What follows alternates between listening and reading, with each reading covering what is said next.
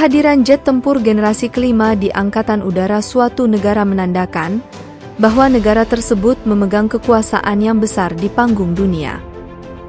Pesawat canggih ini tidak hanya menjadi simbol kekuatan, tetapi juga aset penting di masa konflik.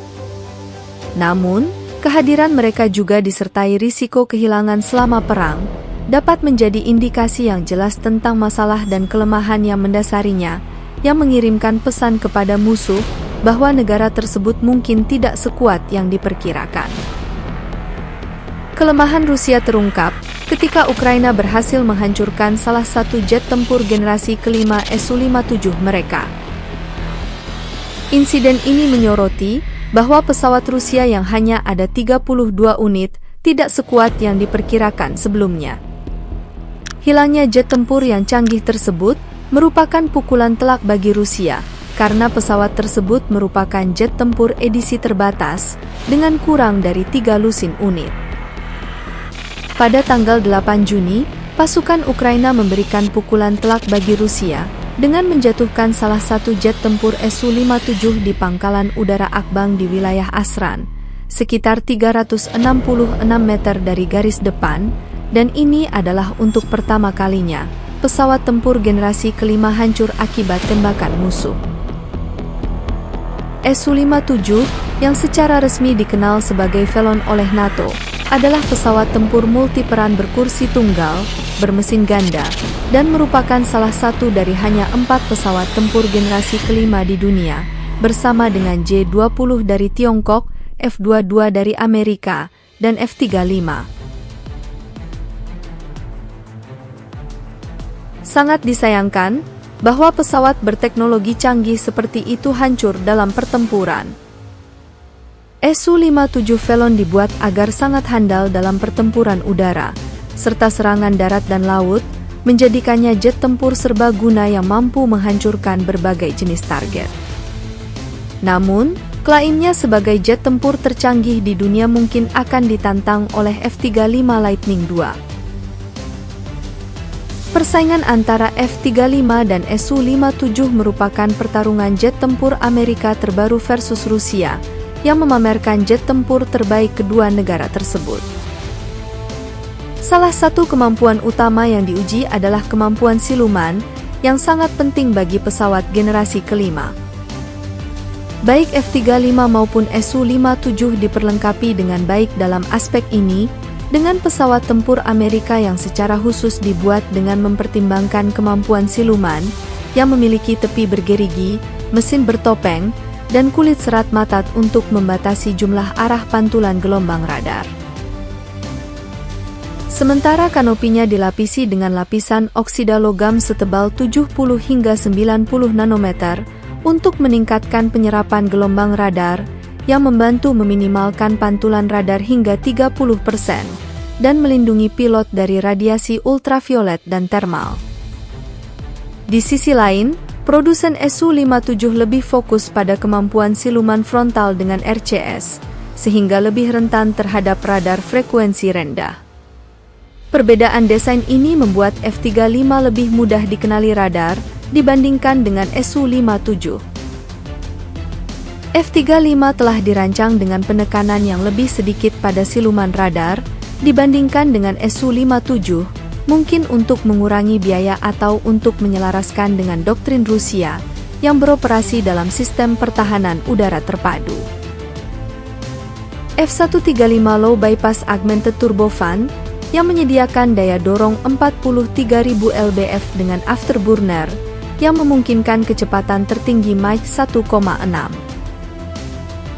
Sebaliknya, Su-57 memiliki dua mesin yang kuat, NPO Saturn dan Leo 117, yang menghasilkan daya dorong gabungan lebih dari 63.000 lbf, yang memungkinkan kecepatan tertinggi Mach 2 dengan afterburner.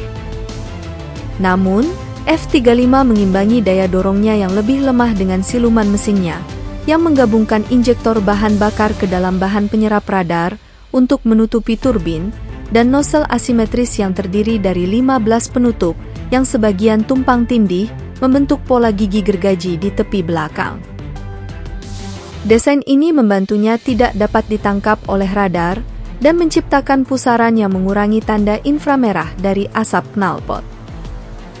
Mesin F135PW600 yang digunakan dalam varian F35B mendukung lepas landas pendek dan pendaratan vertikal dengan menggabungkan kipas pengangkat yang digerakkan poros atau SDLF. Teknologi ini mendapat penghargaan bergengsi pada tahun 2001 karena kinerjanya yang mengesankan.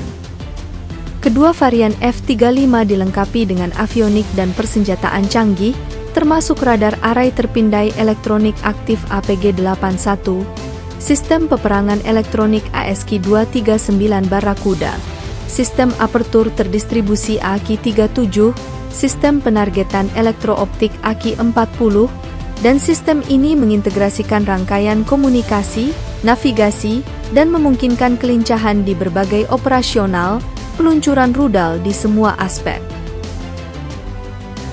Sistem ini juga dilengkapi dengan 10 antena frekuensi radio, penerima peringatan radar di semua aspek, pertahanan diri terhadap rudal, deteksi dan pengacau radar musuh, penargetan laser, kemampuan inframerah yang melihat ke depan, fungsi IRST jarak jauh, dan tingkat fusi sensor yang belum pernah ada sebelumnya.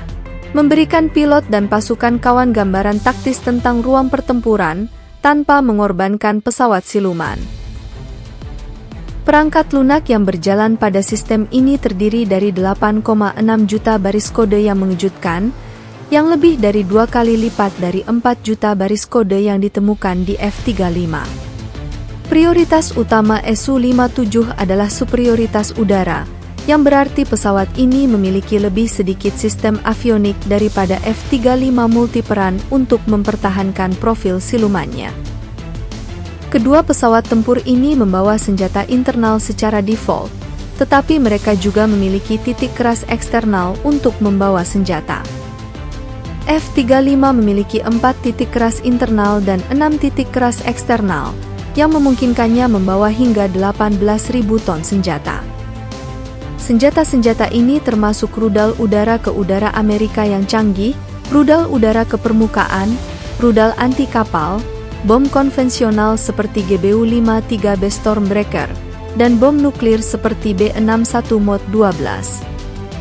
Selain itu, F-35 dipersenjatai dengan meriam putar 25 mm, G22A4, yang berisi 180 butir peluru, dan mampu menembakkan 3.300 butir peluru per menit yang memberikan laju tembakan yang jauh lebih tinggi dibandingkan dengan meriam otomatis 30 mm GSH-31 pada Su-57.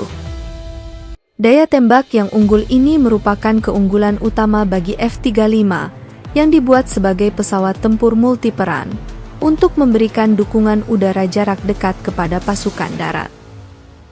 Dengan 6 titik keras internal dan 6 titik keras eksternal, Su-57 dapat membawa sekitar 7.500 kg senjata. Persenjataannya meliputi rudal udara ke udara, rudal udara ke permukaan, rudal anti kapal, rudal anti radiasi, dan bom konvensional. F-35 tampaknya mengungguli Su-57 dalam berbagai hal, dengan lini produksinya menjadi keunggulan utama. Lebih dari 1.000 F-35 telah diproduksi sejak 2006, sementara Rusia kesulitan memproduksi Su-57 dalam jumlah yang besar, dan hanya tersisa 32 unit. Pesawat-pesawat yang masih beroperasi dilaporkan menjadi sasaran, dan dihancurkan dalam konflik yang sedang berlangsung di Ukraina, dan produksi pesawat tempur Rusia juga terpengaruh oleh perang, yang memperlambat prosesnya. Jelas bahwa pesawat tempur generasi kelima telah merevolusi peperangan, tetapi kejadian baru-baru ini telah menunjukkan bahwa mereka bukanlah senjata yang tak terkalahkan seperti yang pernah mereka yakini.